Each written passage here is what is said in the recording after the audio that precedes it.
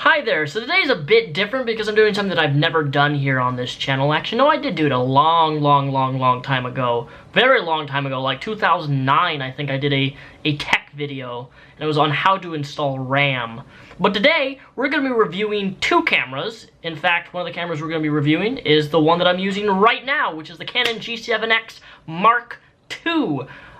So with that said, we're going to be reviewing the Mark II, which is what I'm recording with right now, and we're going to be reviewing the Canon G7X. The first thing you're going to notice on the G7X camera versus the G7X Mark II is that there is a grip on the left side of the camera. This is also extends to the back of the camera. The G7X versus the G7X Mark II. The G7X Mark II is much better for vlogging because it has a much better grip.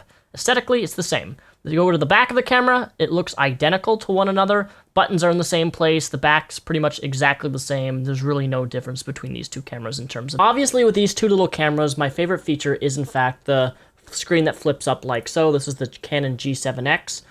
This flips up straight, and you can see yourself recording. It's really easy for vlogging.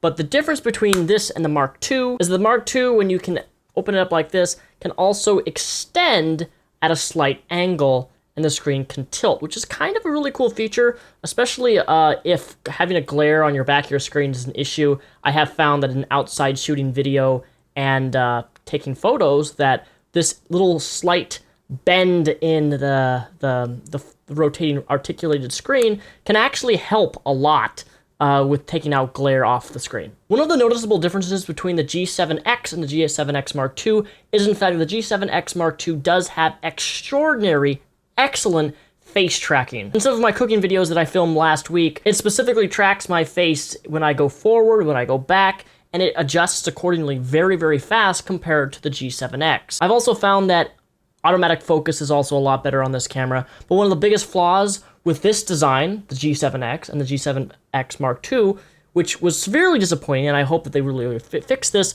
was in fact the aperture noise, or is it the focus noise? Actually, I don't know what causes this, but it was a big problem in this if the room is dead silent, as I'm going to demonstrate here. The same problem was with the G7X, and the same problem exists in the G7X Mark II, and it is this. So right now I'm filming with the Canon G7X Mark II.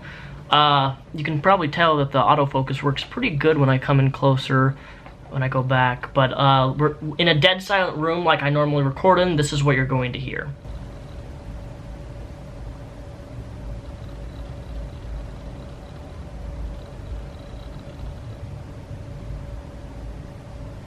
You hear that?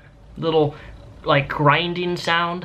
I don't know if that has to do with the aperture. I don't know if it has to do with the lens. But obviously, if I'm talking over it, it's not something you're going to really hear or pick up, but it is something that definitely does annoy me, and it's something that I usually use this recording device when I record videos, because despite this picking up really good sound and having really good audio, if I'm dead silent, I don't want to hear that little grinding noise. It's just something that I was really hoping that Canon would fix in their Mark II, something that this camera, it was actually louder, I feel, in the first model, the G7X, and it's still significantly about the same on the G7X Mark II, which was a bit disappointing. Another cool feature that the Mark II has, and the G7X does not, is in fact a time-lapse mode. There's 3 different modes for time-lapse, but if you're someone who loves doing time-lapse video or time-lapse photography, this will definitely be the camera for you, because this does not offer that option. Another feature that the Mark II has that the G7X does not is, in fact, in-image raw processing,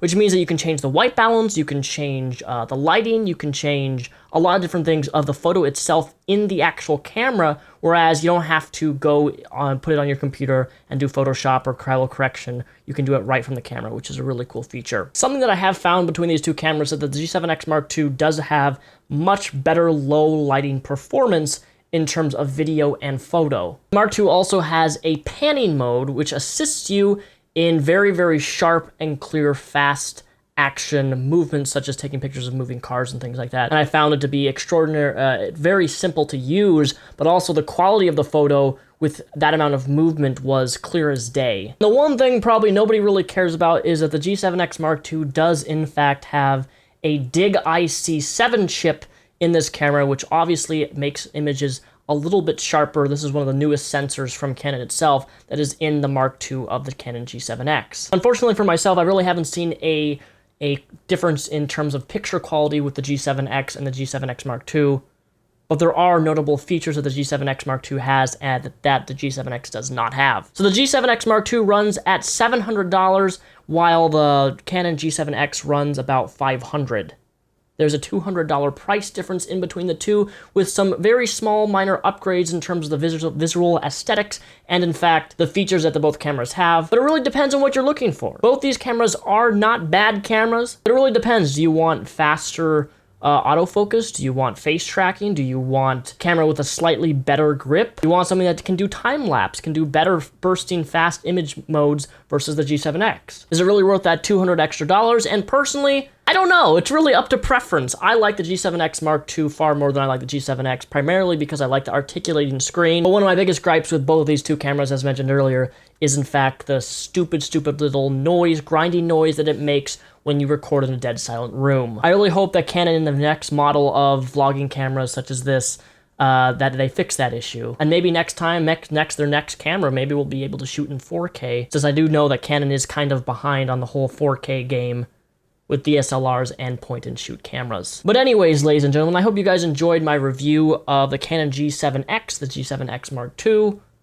Both of these products are linked down below in the description if you want to check them out on Amazon. When I get back from Hawaii, I do in fact plan on reviewing my 4K GoPro Hero 5. We're going to be doing some tests with that, including some underwater tests. Until next time, thank you guys for watching. If you like this video, please give it a thumbs up. Any ideas, ways for me to improve future videos when I review any sort of tech that I purchased myself, let me know in the comments below, and have a great rest of your day.